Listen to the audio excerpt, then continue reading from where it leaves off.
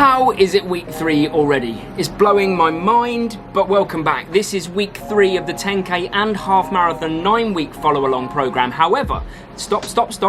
Don't just leave if that does not relate to you, because everything we share, all of our sessions, we're trying to give you as much information regardless of what point of your journey you're on. You may have just started running, you may be a seasoned ultramarathon runner, but it doesn't matter. We're trying to give you tips to help you take your performance to the next level. So before we get started, let me just tell you what you can expect if you stick around on the channel. Now, we give you everything we've got knowledge-wise for free. We provide free training plans for pretty much every distance. I'll give you session ideas, I'll break down the terminologies and the things that may be barriers to training, and I will just in general be in the comments trying to help you if you have any questions whatsoever about your training. We also do regular competitions and giveaways on YouTube and on Instagram. We want you to join our journey, so consider getting subscribed, but we also want to be part of your journey. This is a community thing, and that's why we do it. Now, on to week 3 of our training for 10k for Mary and half marathon for me, and it started in the most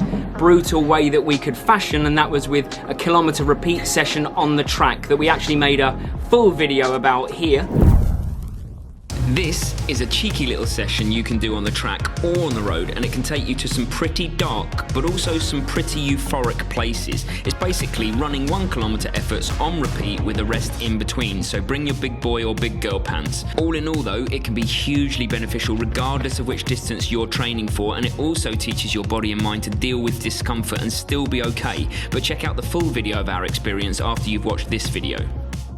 And if you want to adapt that for your own purposes, let's say that you are doing 10k training for the first time, I would either drop that completely and maybe do 4 to 5 kilometers of easy, or if you still wanted to try the interval session, maybe drop it down to 2 to 3 kilometers worth of repeats to start with and build over time. And if you are doing a half marathon, then probably about 6 repeats is right. 5 to 7 I'd say is a nice safe zone. You're not running too much, but you're running at intensity for a while. And then moving on to Thursday, we did drop down the intensity. Mary did a 5k in the morning. I'll let her tell you about it. Thursday morning run club with Winnie, doing same as last week, a nice steady 5k to start the day, heart rate zone 2, just building fitness, consistency and confidence. Best start to the day too.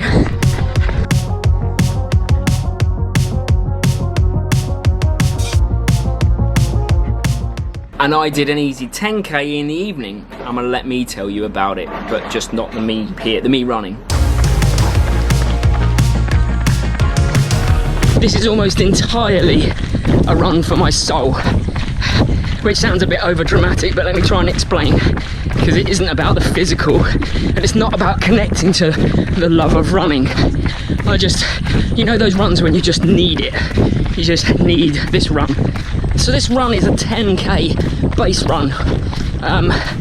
Easy does it, keeping the heart rate low, but just going out and getting out there. And like I said, it's really not for the physical. Like, I could skip this run and I could be fine. I've been consistent enough to know that it wasn't for that at all. It was just one of those runs that just needed to happen. Do you know the ones I mean? For whatever reason. You know when you just know that a run will make it better, you just know. And I always call those runs the ones that are good for the soul, that you make happen because they're gonna make it better.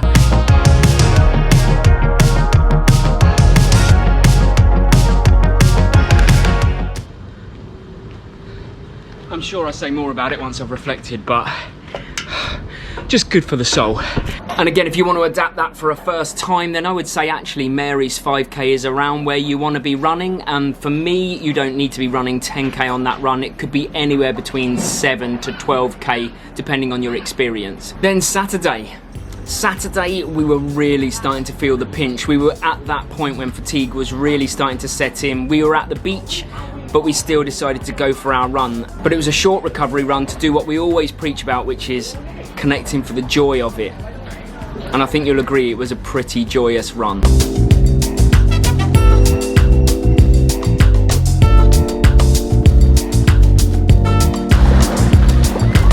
We've reached the furthest point of our run. This is just a 5k easy. And how much did we want to come out and do this? Like 0? Yeah, I'd say near 0%. It's the complete opposite to my Thursday run where I had to get out and do something. Like it was almost an instinct inside of me, whereas this one is just not forced, but it's We were like, we've got to do it. Plus Yeah. we're here and it's so nice to run by the beach. Look at that though. Look at that. So nice, easy Saturday recovery run, no pressures at all, just enjoying it. And actually, I really am enjoying it now we're out. Yeah, and it's quite fun because the beach is really narrow here, so we're having to like do mini sprints to like run before the tide comes in and catches us out. And this is our halfway point, so we're going to head back this way now.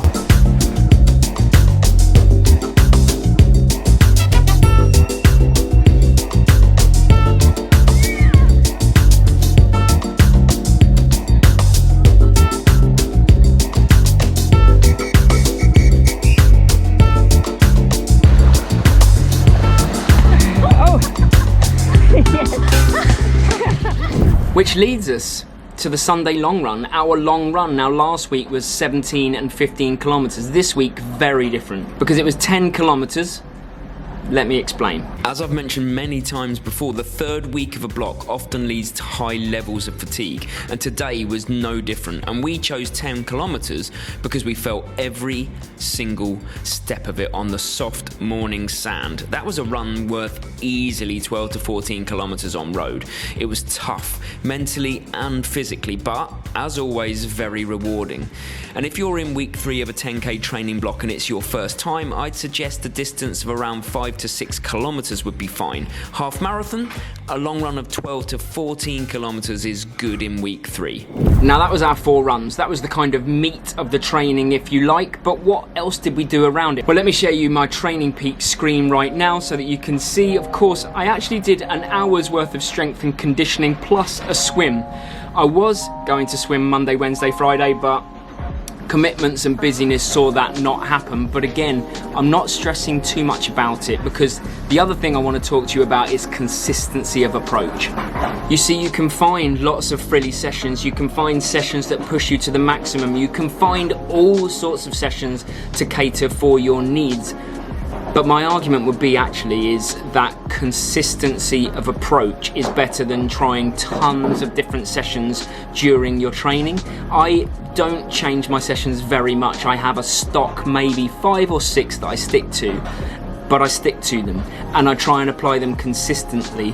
And then I look back and I'm surprised by the fact that I'm running faster and faster. So I'm still getting faster at 42 and I still believe there's a lot faster in me, and I really believe there's a real fast marathon time in me, just maybe not in Asia. So let's start with 2 questions. First off, are you now subscribed? Let's hope so, and if not, then maybe I'll keep working harder to try and convince you too. And second off is, how's the training going for you? If you're actually doing this follow along plan, then let me know. I'm really keen to know if it's helping or if there's anything else that I can do to improve your experience of this. And as always, if you have questions, put them in the comments. That's what I'm here for. I'm here to help. Thanks for stopping by. See you Sunday.